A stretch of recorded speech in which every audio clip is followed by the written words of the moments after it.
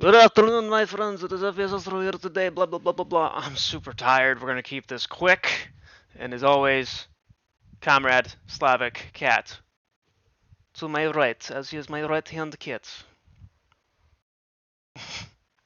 Wait. Come here. All right, let's get to it. Let's get to it. What do you say? Hmm? All right. Pretty interesting day, per usual. Where do we start? It's always the question. Let's take a look at SPY real quick. Closed down only 0.5%, and all of today was just manic turbulence, range bound madness. It was stupid, really annoying.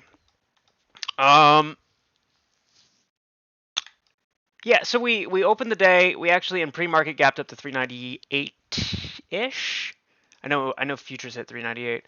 But going into the open, there was an attempt at pushing the range higher, got rejected, consolidated a little bit, and then got somewhat of a successful push, but then quickly fell down, and this was like 1.5 or 1.75% of a decline.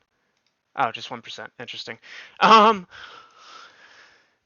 And then just kind of sideways, and all day it was just a tease of a drop, and it was low volume. It never had any true substance to it. It was just kind of this range-bound idiocy that never provided anything. Around 1 or 2 in the afternoon, we got this little push up, which is about 0.5%, I think. Yeah, 0.6%. And then just walked back down going into the last hour, and then power hour was I don't even know what you call this. Was stupid. Today was stupid, and it was horrendous, and it was boring. Yeah. I wonder what below average volume too. Today we had 52.3 million in volume, and the average sits at 66 million. So definitely, you know, in hindsight was to be expected because tomorrow Jay Powell goes on the mic. So it's always going to be this musical chairs of liquidity, and no one wants to show their hand prior to Jay Powell doing his thing. So not that it wasn't expected, but I guess every time this happens, it still just kind of catches you off guard, and it's just annoying. Amy, up 1.5%.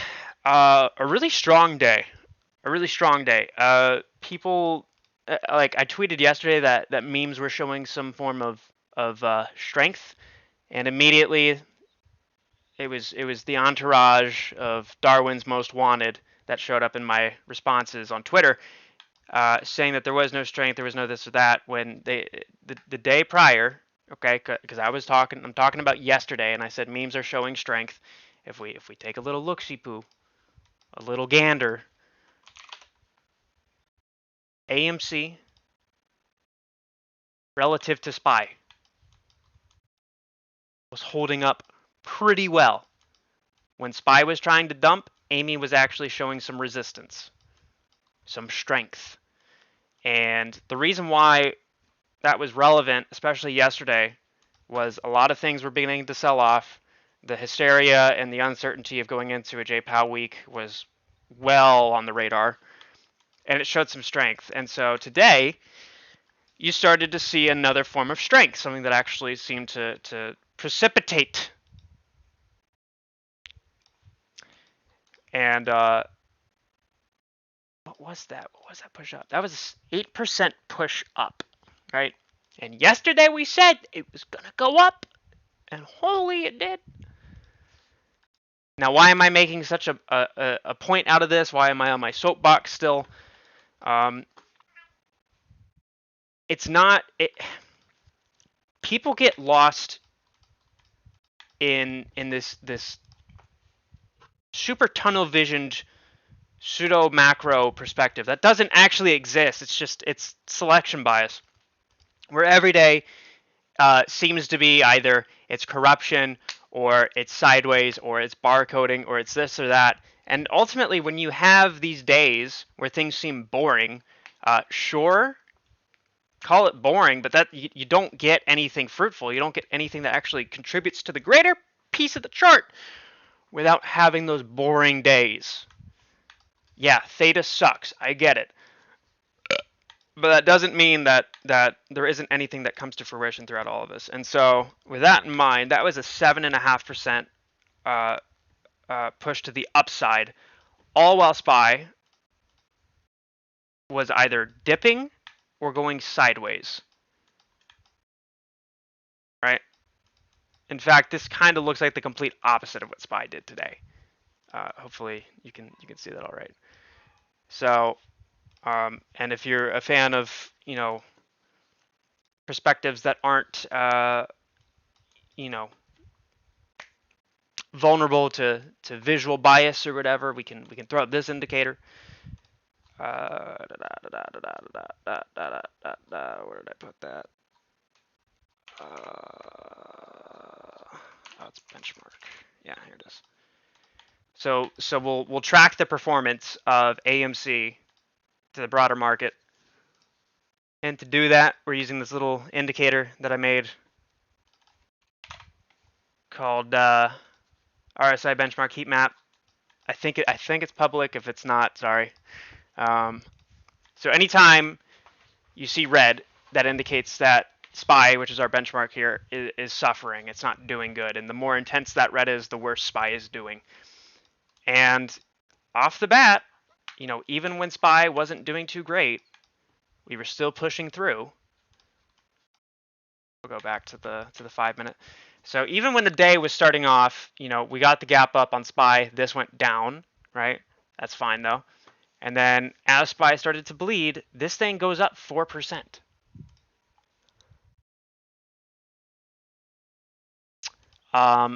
We did see a little bit of confluence taking place when SPY was really, pooping the bed. I can't.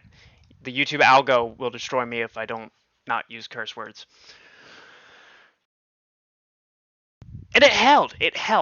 And then throughout the day, it sustained this range of being up. What is this? This was the open.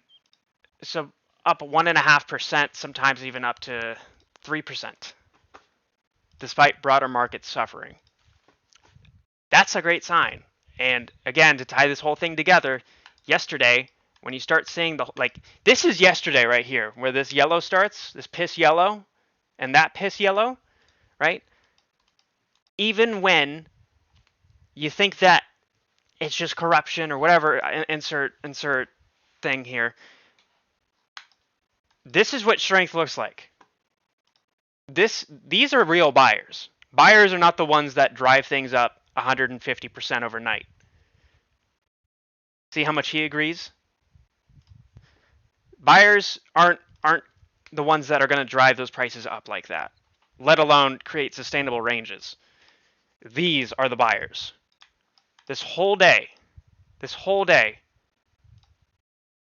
is what strength looks like. If we zoom out even more, holding these ranges is huge, and that's why, again, I get these Darwinian nominees that come into my Twitter mentions.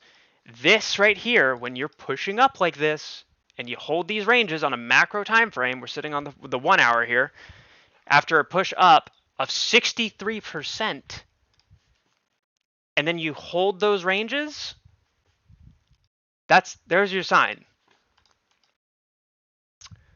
So going into tomorrow, it's obviously going to be dependent on Jay Powell. Where did this thing go? No, there it is. It's going to be dependent on what Jay Powell has to say, or ooze from his mouth, whatever expression you like to use. But we do have a triple cluster that we closed at today, which 9 times out of 10 leads to some pretty solid green days to follow.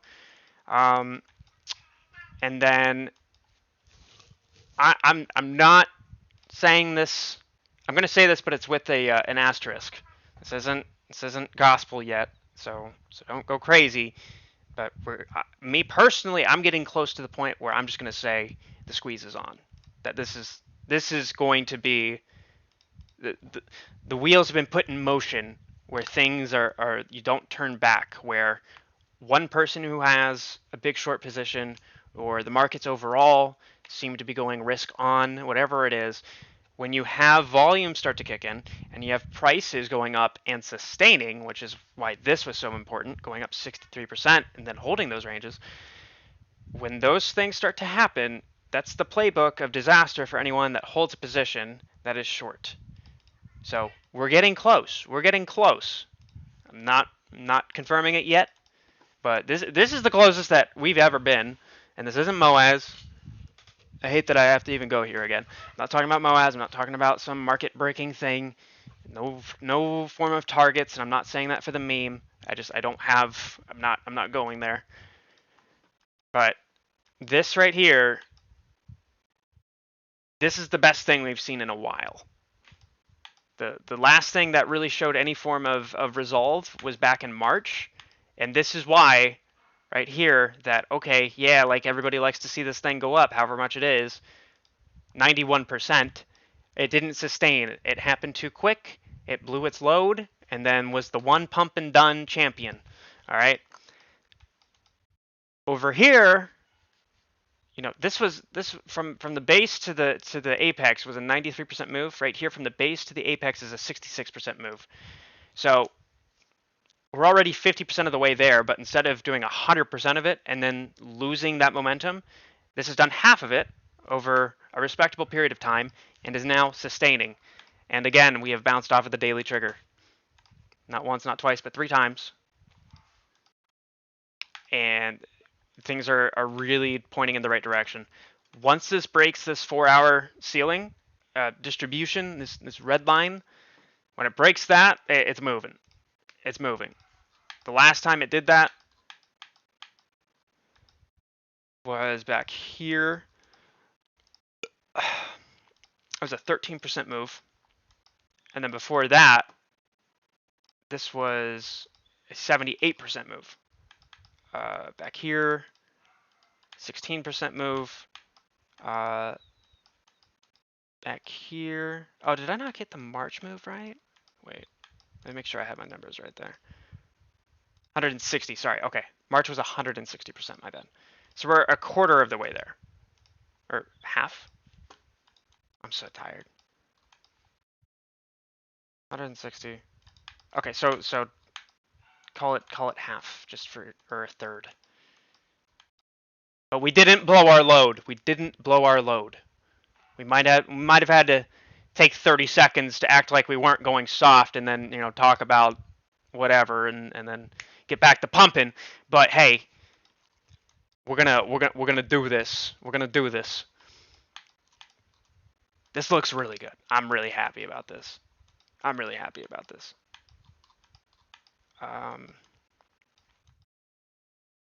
Yeah. Jimbo, same utterances and mansplaining as Amy's little review. He needs to show some signs of life though. This volume has been atrocious. And has nothing to do with DRS. Don't go there either, please. I just don't. If there was signs of buyers, they would be showing up on the tape and it would be showing up in volume. So this thing needs to move. And if it doesn't, it's going to be a really bad day. Nearest floor is sitting at $23. So we're talking about a 10% move down for it to potentially bounce. On